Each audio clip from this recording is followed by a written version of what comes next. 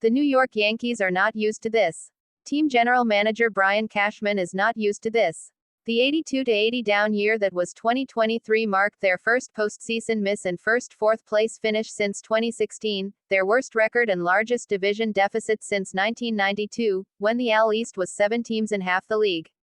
Unlike the 2016 dip, which Cashman cleverly twirled into a trampoline bounce back to sustained contention, the 2023 season is being perceived, fairly or not, as the Yankees crashing into a ditch. That was the tenor when Cashman, MLB's longest tenured and most decorated active executive, appeared before reporters at the GM meetings in Arizona last week and sharply, aggressively made the case that he would not be getting used to it.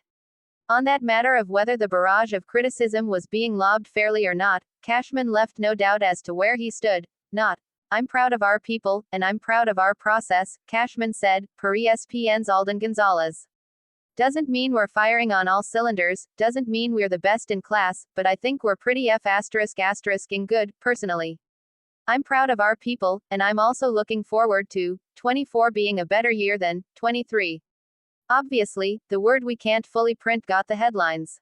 So did his indelicate assessment of Giancarlo Stanton as, well, delicate. Yet in Cashman's full comments, there's unsurprisingly a more nuanced point.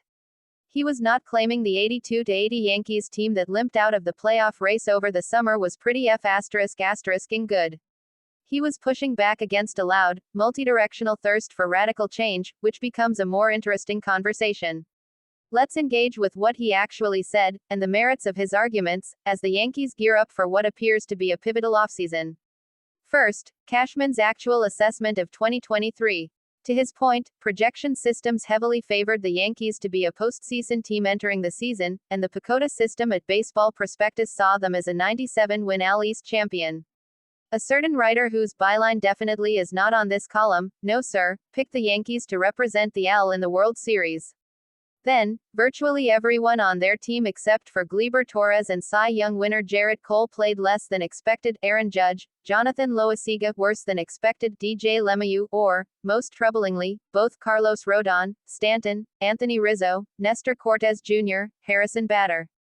This part of Cashman's complaint gets at the surround sound cacophony of critiques an executive endures at the helm of a New York professional sports franchise. And he's right, in many ways. His group had made 6 straight postseasons with 2 AL East titles sprinkled in there prior to 2023. The 2022 club sprinted to the ALCS before running into the typical Houston Astros brick wall despite a sagging second-half offense that Judge carried over the finish line, but Cashman elides long-standing worries over the Yankees' aging, physically limited core and the decisions to largely maintain that group and patiently wait for a wave of young talent instead of shaking it up or building a bridge with younger stars. Some of that talent arrived in 2023. Anthony Volpe was underwhelming with the bat, but made an admirable transition as a strong shortstop and base runner. Jason Dominguez briefly looked terrific in the second half before an injury abruptly ended his season. Neither were so convincing that they justified not making stronger pushes for Nolan Arenado, Carlos Correa or Bryce Harper in free agency. So yes, Stanton and LeMahieu and Rizzo and Rodon and Bader looked like much better reinforcements for Judge and Cole last spring, when they were healthy and defined by their reputations, their past performance.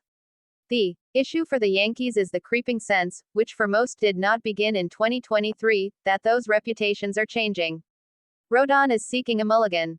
Bader is gone. And for the others, there's more emphasis on the past than the performance.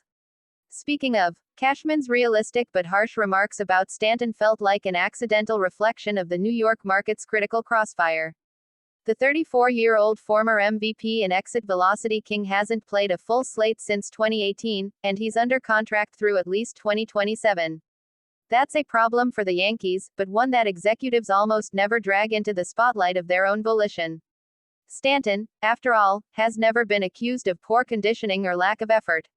He has just dealt with a series of injuries. Cashman, who said Thursday that he had smoothed things over with Wolf and Stanton, scouted a Yamamoto no-hitter in person earlier this year, and one very clear way the Yankees could inject optimism into the team is by signing Yamamoto, likely by breaking their own MLB record for a Japanese pitcher contract, topping Masahiro Tanaka's $155 million deal.